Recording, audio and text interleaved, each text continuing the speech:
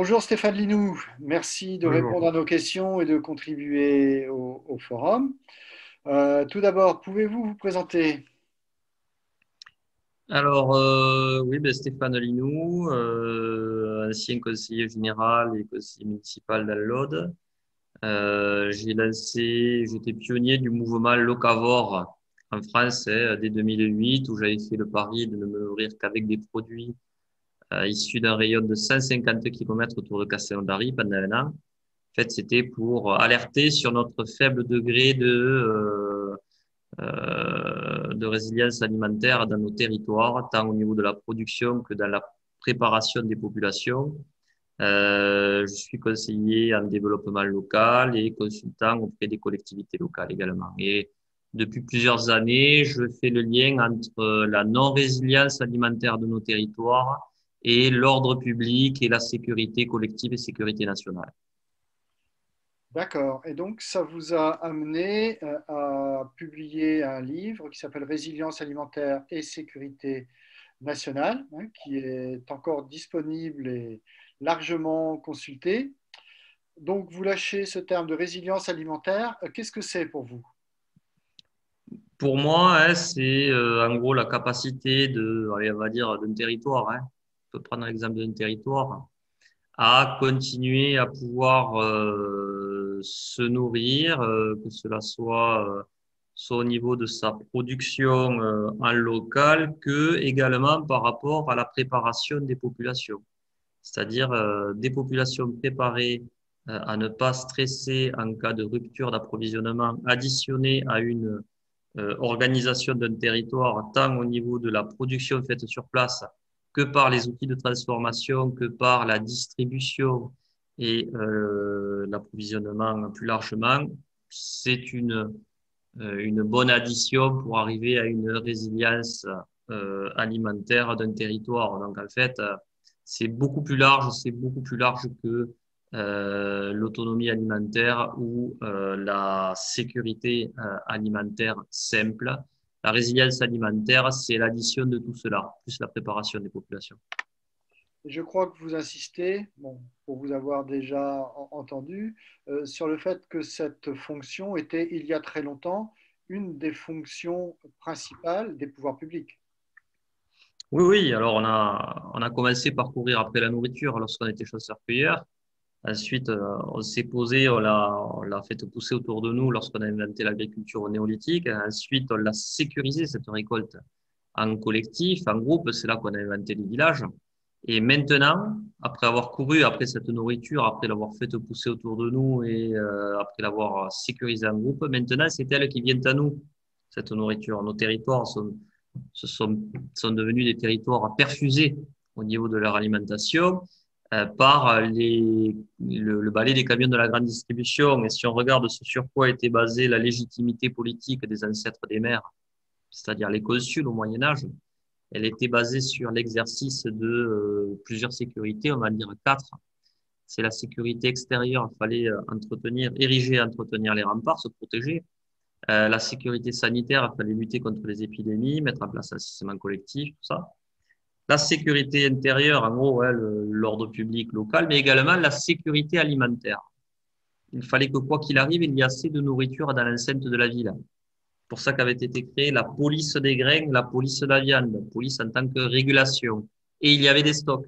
Donc, en fait, également, le foncier était stratégique et était principalement destiné à la nourriture locale, principalement. Et donc, c'était une préoccupation collective, politique, qui s'additionnait à une préoccupation et à une discipline individuelle, c'est-à-dire que chacun avait son bout de jardin.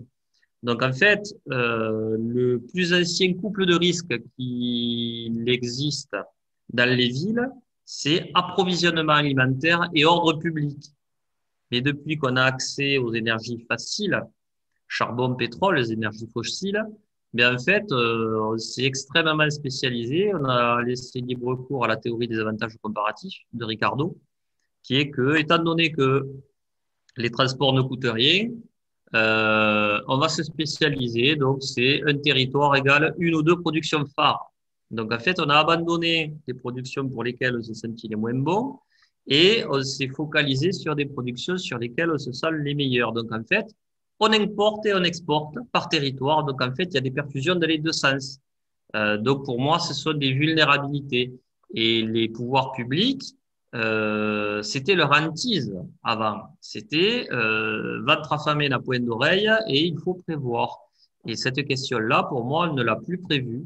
Collectivement, on pense que se nourrir est une affaire réglée, que ça viendra toujours de quelque part, et j'ai démontré qu'en fait, c'est faux. Et que c'est un impensé.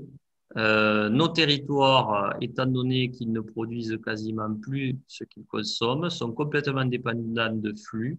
Et j'avais pris le scénario d'une pandémie grippale en 2008. Lorsque j'ai fait mon expérience de locavore, c'était imaginons qu'il y ait une pandémie grippale qui bloque les chaînes d'approvisionnement, c'est-à-dire que les transporteurs n'aient pas l'autorisation ou l'envie ou la capacité d'amener la nourriture que l'on ne produit plus par territoire.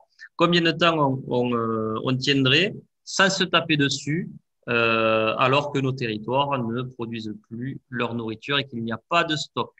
Donc en fait, Alors, justement, ouais, l'actualité met allez, cette expérience de pensée à l'épreuve.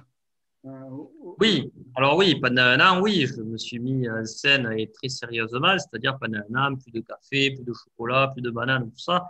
Et en fait, les paysans nourriciers, locaux, ben, m'ont nourri. Donc j'en ai déduit que oui, effectivement, il y en a assez pour quelques personnes, mais si il y avait une rupture brutale des approvisionnements, ce qui est produit localement ne suffirait pas à nourrir la population locale, tout simplement parce qu'on produit trop de quelques-unes des productions, pas assez en diversité, mais même en quantité. Et puis d'ailleurs, on est même plus capable de transformer ce que l'on produit localement. Il n'y a qu'à voir dans le Lauragais, à Castelnaudary, là où j'habite, vous avez, c'est la pensée unique encore, blé dur, tournesol, et rien n'est transformé sur place. Donc en fait, là aussi, c'est exporté, là aussi. Donc les outils de transformation sont extérieurs. Donc en fait, il y a des flux partout, donc des vulnérabilités partout.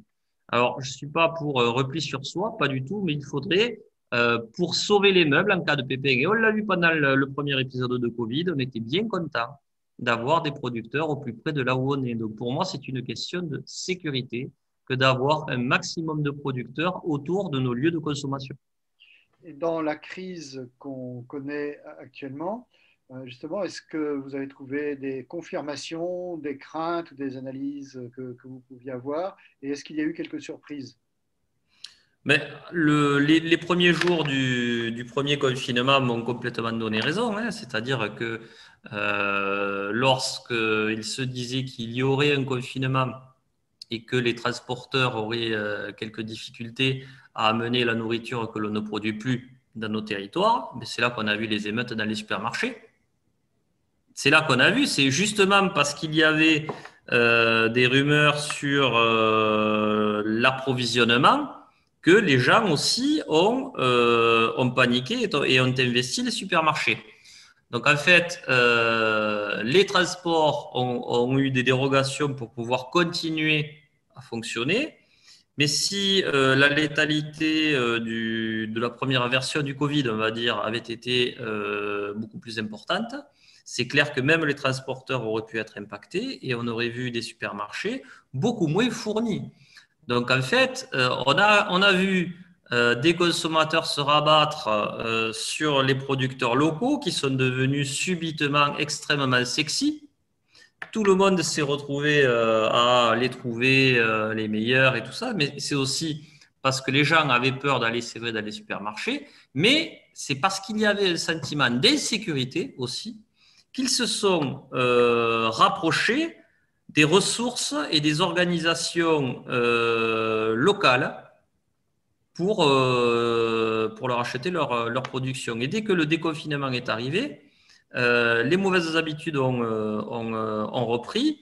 Et c'est lorsque ce sentiment d'insécurité a disparu qu'en fait, les habitudes sont revenues. Donc en fait, ce qu'on a pu observer, c'est que lorsque l'ordre habituel des choses connaît un mode dégradé, Eh bien, le réflexe, c'est de se rapprocher de ce qui existe en local. Les réseaux de solidarité, les productions, voilà. Donc, si on joint un peu toute votre réflexion depuis quelques années, bon, plus les observations que vous avez pu faire récemment pendant la crise, quelles recommandations pourriez-vous faire? Est-ce qu'il y a vraiment des points sur lesquels vous souhaitez insister par-dessus tout? Je sais que vous échangez régulièrement avec certains politiques, hein, notamment la sénatrice Françoise Laborde, qui a porté des propositions, enfin des recommandations au Sénat. Qu'est-ce qui vous semble vraiment central pour améliorer notre résilience alimentaire? En fait, c'est le plus vieux sujet du monde, hein, le lien entre alimentation et sécurité. On ne pensait qu'à ça pendant des millénaires. Et en fait, ce sujet, en fait, est un véritable impensé. C'est un trou dans la raquette. C'est pour ça qu'il a intéressé la sénatrice qui a porté ce sujet au Sénat dans le cadre d'un projet de résolution. Et elle l'a articulé avec la sécurité intérieure et la sécurité nationale. Donc, en fait, on devrait tout simplement intégrer le risque de rupture d'approvisionnement alimentaire parce qu'il peut arriver une cyberattaque, des blocages comme on l'a vu à La Réunion pendant les Gilets jaunes, il y a eu des émeutes de suite, liés enfin et à nouveau alimentation et sécurité, notamment à travers les documents de planification territoriale et également au niveau des plans communaux de sauvegarde et inscrire le risque de rupture d'approvisionnement alimentaire comme on inscrit le risque inondation, tremblement de terre ou autre. Et donc, du coup, lorsqu'on reconnaît que c'est un risque, et d'ailleurs le ministre de l'Intérieur lui-même l'a reconnu au Sénat, la probabilité est faible, mais le risque est majeur. Le risque est majeur. Il l'a dit. Le ministre de l'Agriculture, au nom du gouvernement, a reconnu que oui, effectivement, au vu de l'actualité, il faut considérer le risque de rupture d'approvisionnement alimentaire avec les lunettes de la sécurité intérieure et de la sécurité nationale. Donc, ça veut dire qu'il faudrait enrichir la loi de modernisation de la sécurité civile, la loi de sécurité intérieure et la loi de programmation militaire également. Et donc, en fait, cela nous permettrait aussi de nous affranchir de certains carcans administratifs concernant les appels d'offres. Également, ça nous permettrait de sanctuariser les terres nourricières, puisqu'elles seraient considérées comme stratégiques, comme également le statut des paysans qui devrait être réellement considéré comme étant dans le cadre du secteur d'activité d'importance vitale. Mais dans tout son spectre, l'alimentation devrait être considérée dans tout son spectre comme secteur d'activité d'importance vitale, c'est-à-dire les outils de transformation, le foncier, les métiers, les appels d'offres, tout ça devrait être les semences également, les méthodes culturales comme une question de sécurité intérieure et de sécurité nationale, parce qu'on peut être très rapidement débordé, les forces de sécurité. En fait, c'est pour alléger les forces de sécurité intérieure et de sécurité nationale qu'en fait, il faut muscler l'alimentation et les conditions de la produire. Et ça, c'est réellement de la métapolitique. Mais et ce sujet pourrait être qui pourrait s'articuler entre le pouvoir central, mais également en mode girondin pour mise en œuvre par les collectivités locales, par les consommateurs, par le secteur privé. Chacun doit avoir sa part. C'est réellement une urgence. Hein. Et lorsque l'on voit d'ailleurs là maintenant les appels à la grève des routiers, parce qu'ils ne mangent pas chaud. En fait, nos assiettes sont remplies actuellement parce que les routiers jusque-là mangeaient chaud. Maintenant, ils ne peuvent plus se doucher, ils ne peuvent plus manger chaud, donc on risque de ne pas avoir nos assiettes pleines, uniquement par rapport à ce petit exemple-là. C'est quand même, ça donne à réfléchir. Ça donne à réfléchir. Il n'y a pas de plan B, je le répète, et il n'y a pas de stock dans les lieux que l'on connaît. Et d'ailleurs, il n'y a pas non plus de stock alimentaire stratégique d'État. Donc en fait, il faut par territoire sauver les meubles en augmentant la production locale, oui. En préparant les populations, oui. On ne fera jamais tout en local, mais pour sauver les meubles, comme quand Windows plante, on passe en mode sans échec. C'est pas sexy, d'accord, mais au moins ça sauve les meubles. Et pour arriver à ça, il faut que partout dans les territoires, et notamment à travers les PAT, les projets alimentaires territoriaux, penser ce sujet en partant de la sécurité préventive, en mode préventif. Donc, en fait, il y a du boulot encore pour 500 ans. Hein.